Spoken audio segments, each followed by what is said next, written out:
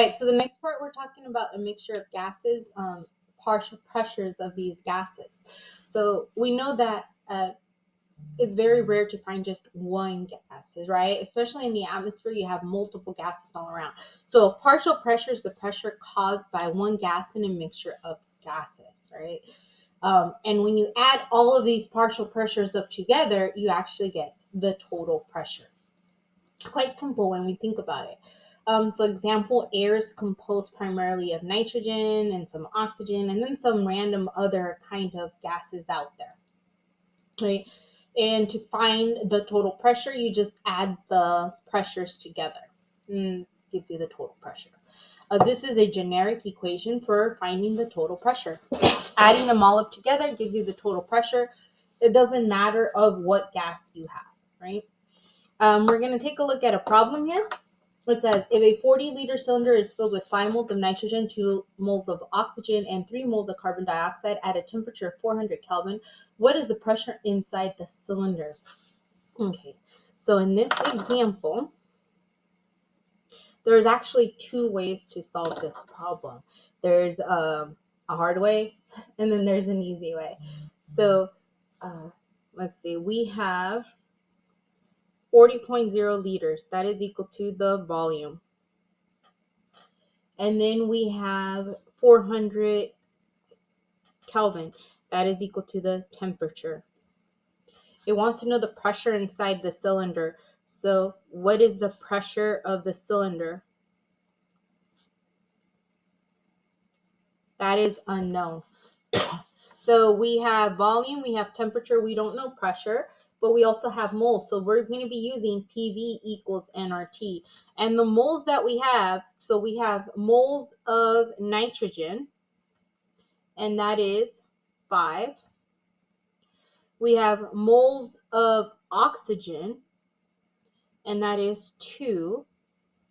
And moles of carbon dioxide, and that is 3 moles. Okay, so partial pressures, like I said, it's the pressures of a total gas, right? And there's two ways of solving the problem. So method 1, I'm going to just separate these by methods. So we have method 1.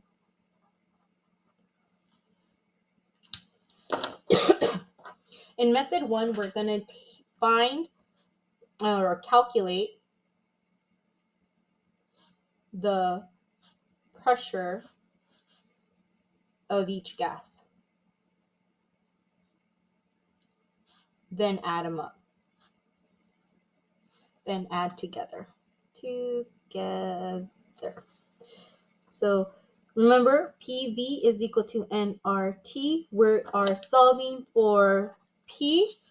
So divide both sides by V. Pressure is equal to nRT divided by V. And we're going to do this for every single one of our moles. So the pressure of nitrogen is going to be 5 times our R value of 0.018. Look at our notes, see what we wrote down.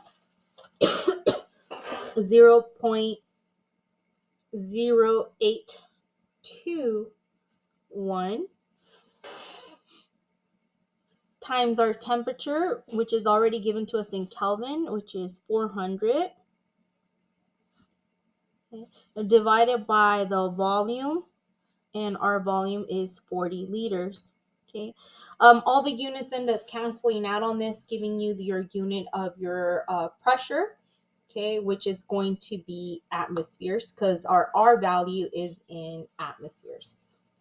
All right, so therefore the pressure of nitrogen is going to be 5 times 0.0821 times 400 divided by 40, and that's going to give us 4.105 atmospheres of nitrogen. And we're going to repeat this for all the other ones. So for oxygen, same thing. And now we're just going to use 2 instead of 5. Everything else is written exactly the same. And we're going to put that in our calculator. So it's 2 times 0.0821 times 400 equals that divided by 40, 1.642. And we're going to repeat this for CO2 using 3 as our number of moles.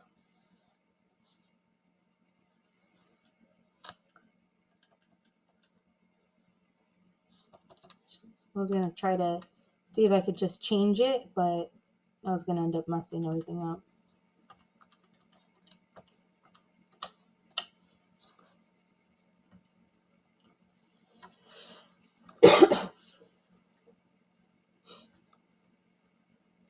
All right, so now I have all of my partial pressures, and to find the total pressure, well, my pressure total is going to equal to 4.105 plus 1.642 plus 2.463. Therefore, my pressure total is just simply adding all of my pressures together.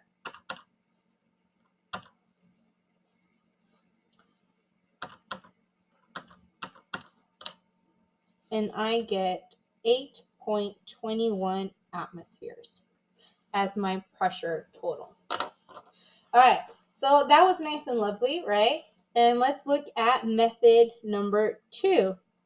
And then you guys could tell me which method you guys prefer, method 1 or method 2. Okay, now remember, this is pressure of a gas, and we're using the ideal gas law and the number of moles, right? When it comes to moles, it doesn't matter what gas you have per se, right? So this is our pressure value, and as long as we add them all up together, we should get a good number. Let's see. So I'm going to add up all my pressures. Pressure total is going to be, actually mole total first. Mole total is going to be, and I still wrote that wrong. Moles is N. So this plus this plus this is equal to N total. So the total number of moles. So I'm going to have 5 plus 2 plus 3 is equal to my total number of moles. So that's 8, 9, 10 is equal to my total number of moles. All I did was add up those numbers together. And now I could go back to my equation here, and I'm solving for P. And I'm going to plug my information in. Pressure is equal to 10 times 400 over 40. And I get to put it in my fancy dancy calculator, and let's see if we get the same answer. 10 times 0.0821 times 400 to that divided by 40. 8.21.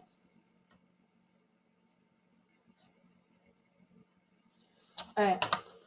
So these are two different methods of solving for the total pressure inside a cylinder composed of a mixture of gases. Knowing the knowing the moles of our gas. So the moles were given to us. Now, like if it gives you grams instead of moles, simply convert grams to moles, right? Simple. Use the formula mass to convert grams to moles, and you are going to end up with your total number of moles as well. Add them all up together. To me, the easiest method is method number 2. All we did was add up the moles, and use ideal gas law to solve for the total pressure.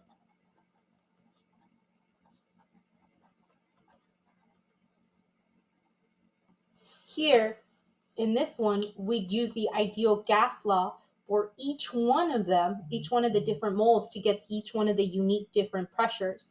And then we added the pressures together. Here in this case, we added the moles first and then the pressures. All right, so let's see how we did if we look at this. All right, So we had all three of them together, and then we added the partial pressures and ended up with 8.21 atmospheres. That's exactly what we did on the top section. And method number 2, add all the moles together, put your moles into PV equals nRT, and voila, you end up with the same number. Okay. So that is for the mixture of gases of partial pressures. Okay. And now let's go ahead and move on to the next section, which is the molecular view of gas laws. Okay. So in our gas laws, we already know that temperature increases the movement, increases the kinetic movements of our molecules, right? Our particles of gas. And as you increase temperature, the movement kinetic energy increases. Okay. The volume also increases because the atoms are spreading throughout the container. Also, sorry, and this one's saying if you add more gas, well, obviously, if you add more gas, you are also going to add more volume, causing more of a spread of those gases. So by adding more gas. Okay. So the next thing we have is called a diffusion. So it's the spread of your particles through random motion. So let's go ahead and write that down. So here I wrote down that diffusion is the spread of particles through random motion. And in this random motion, the particles are moving slowly from a high area of concentration to a low area of concentration. So it's kind of like when you spray air freshener, right? And it's very concentrated on one area, and everyone's like, whew, so much air freshener. But then minutes later, on the other side of the room, people could start smelling that air freshener because it diffuses throughout the room. It's spreading and moving around. Okay? The lighter that the gas molecule is, the heavier that the gas will diffuse, and that's because lighter molecules move faster. So so that was for diffusion.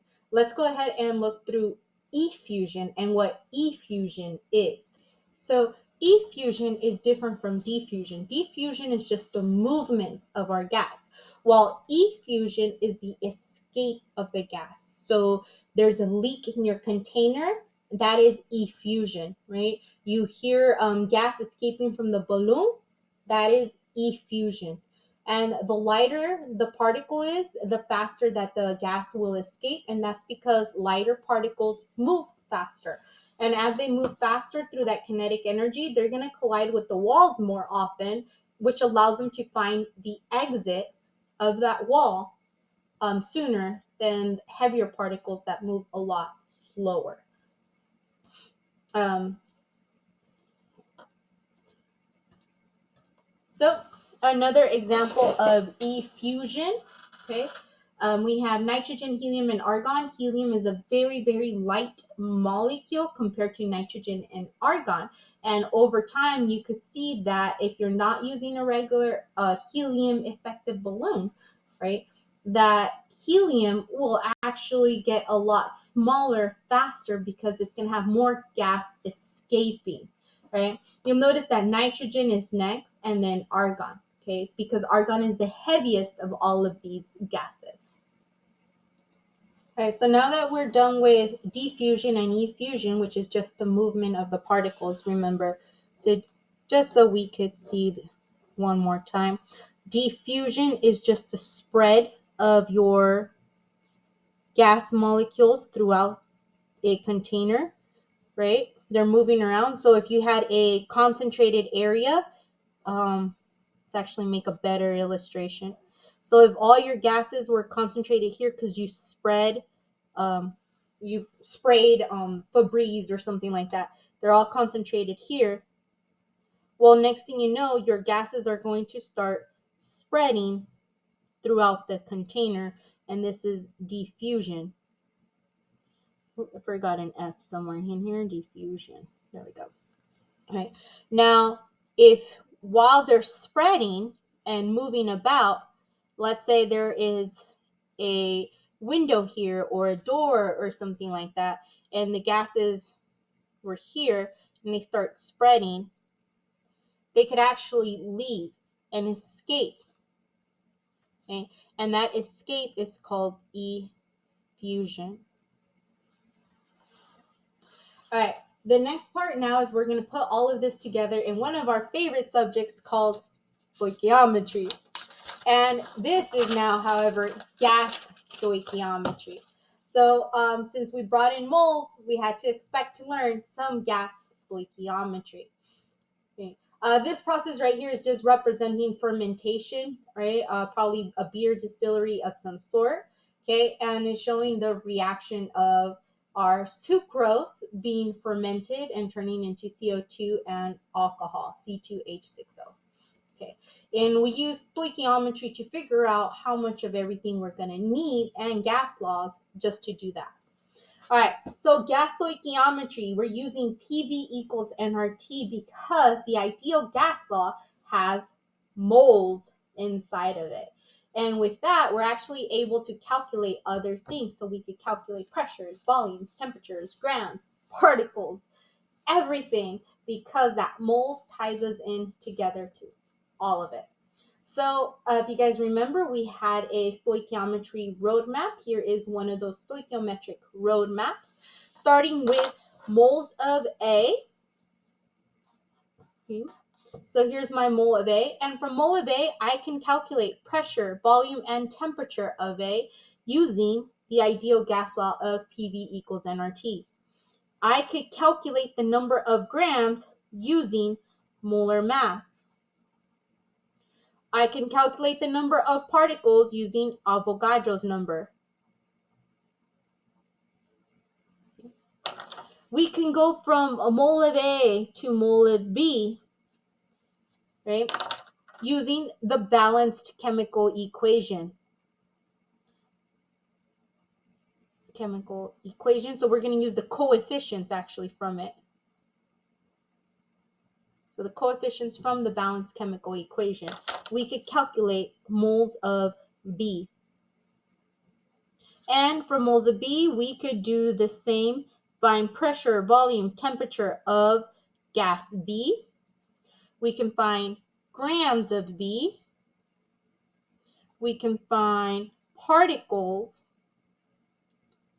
of B, so that is the same as atoms or molecules or anything like that. We could find out that. And we could also, actually, you could even find just volume on its own using the ideal, the standardized temperature and pressure, PV equals nRT. Why did I say that? It's the standardized temperature and pressure using 22.4 liters in 1 mole. Let me add that here just so we can see it. So you could calculate full volume gas at STP using 22.4 liters in 1 mole. Slightly different, but not really. From this, you could still use PV equals nRT to solve using the volume using STP. All right, so this is our roadmap for our gas stoichiometry, and let's go ahead and start applying it and doing some mathy math with it, because you can never be too mathy. All right. In the fermentation of glucose, how many moles of carbon dioxide are produced for each kilogram of glucose that reacts? What did I just read? If the reaction takes place in a sealed container and the gas occupies a volume of 8.10 liters at a temperature of 21 degrees Celsius, find the pressure of carbon dioxide gas inside that container. If you guys know what I'm looking at, it's right there. He just woke up. All right. So let's go to our example problem. So we have how many moles of carbon dioxide? So N of CO2 is what we're looking for. We do not know what that is. Are produced in each kilogram of glucose that reacts. Okay. If the reaction takes place in a sealed container, so that means there's no effusion going on, and the gas occupies a volume equal to 8.10 liters at a temperature equal to 21 degrees Celsius. Find the pressure of carbon dioxide gas inside the container. All right, let's do this. Missing something here. How many moles? Oh, for each kilogram of glucose that reacts. So my mass is given to me as 1 kilogram. All right, so there's a couple of conversions here that we have to do first before we can actually do anything else.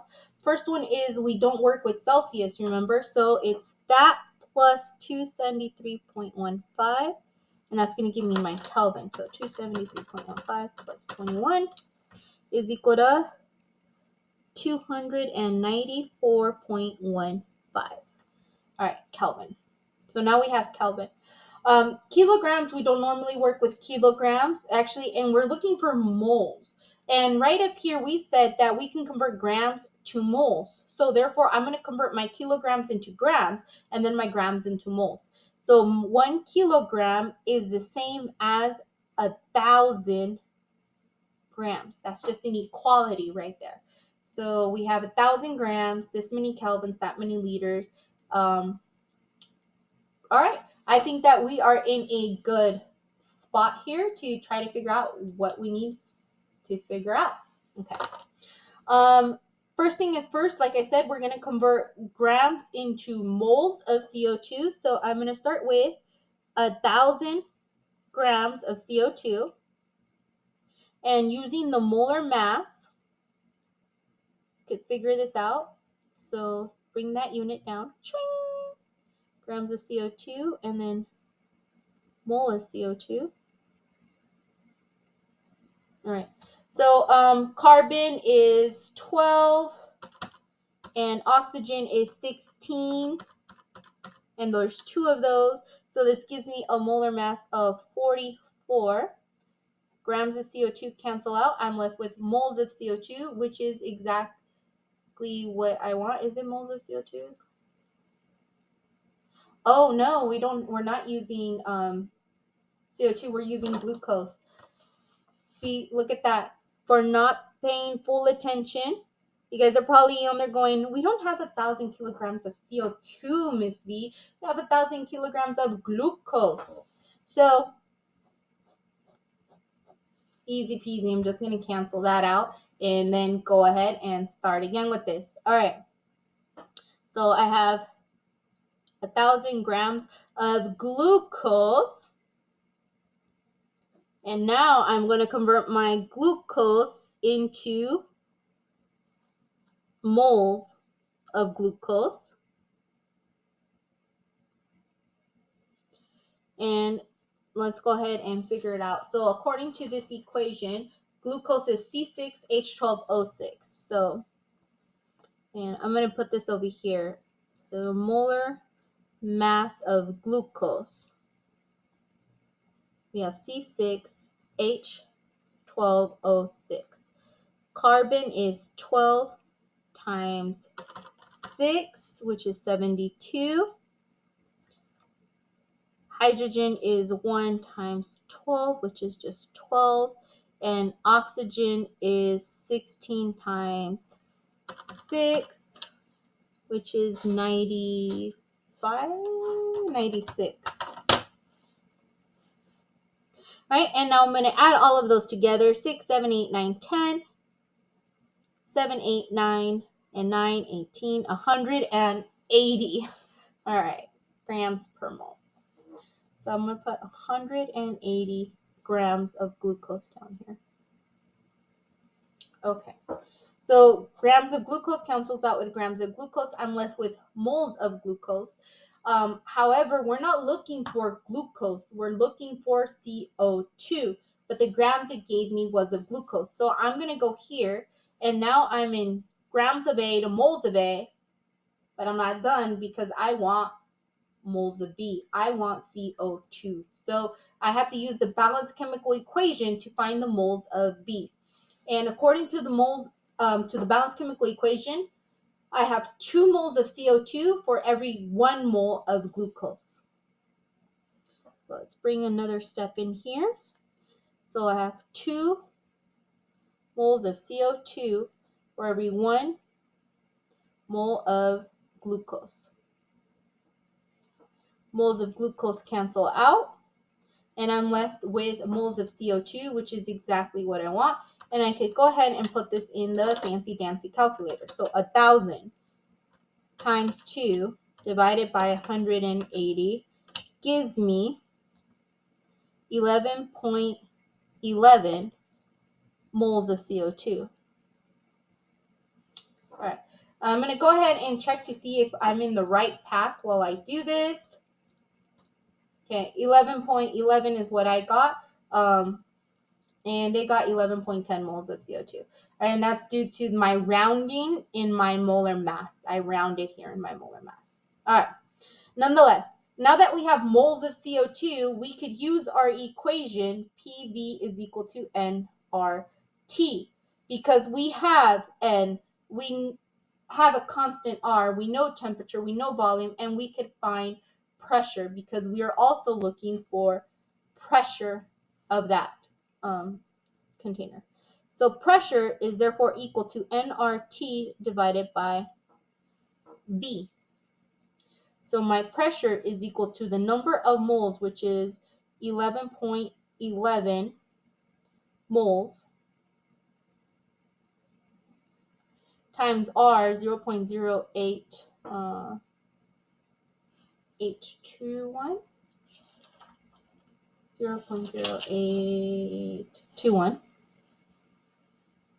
times the temperature, which we put in Kelvin, 294.15, all divided by the volume, which is 8.10 liters.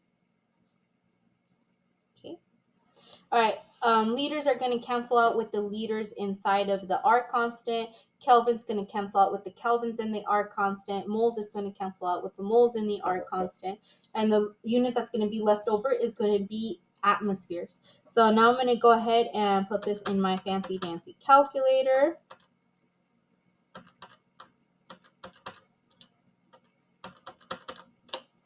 All right. And I get 33.127 atmospheres. And then we have to put this in the correct number, significant figures. And here I have 3 and there I have 2. So I'm going to put it in 2 significant figures. So that's going to give me 33 atmospheres as my pressure. All right, let's see how we did. Okay, so first we converted grams to moles and then moles to moles. And now we're going to convert moles to pressure. Okay, put it in onto our PV equals nRT equation, solve, and we ended up with 33.1 atmospheres, or they did, and I ended up with 33. And they shouldn't have 3 significant figures, because here there's only 2 significant figures. And you always go by your least. You're only as accurate as your least accurate number. So therefore, this one has a miscount on sig figs. All right, let's look at another example. Natural gas burns cleanly in the air according to this equation. I actually want you guys to try it out, so I want you to go ahead and pause it and give this a quick little try on your own and see how you do. All right, so in this equation, we're now looking for the mass of carbon dioxide, not the pressure of carbon dioxide, but the mass of carbon dioxide. So what steps do we need to take? Well, we could use pressure to find moles using PV equals nRT. Remember, we could isolate for the N value, and that's exactly what we're going to do here. Isolate for the N value. You're going to solve for your number of moles. And now that you solve for your number of moles, you can convert moles to moles. So it's the reverse process of what we did in the other problem. So we're going to go from moles to moles. And this comes from the balanced chemical equation that they provided for us right here. Times the molar mass directly from the periodic table. And we get 24.2 grams of CO2. I hope you guys did good on that one. All right, so to summarize and end this is just a little flow chart of our gas stoichiometry and how we use it to solve some problems. All right, you guys, take care. Ciao.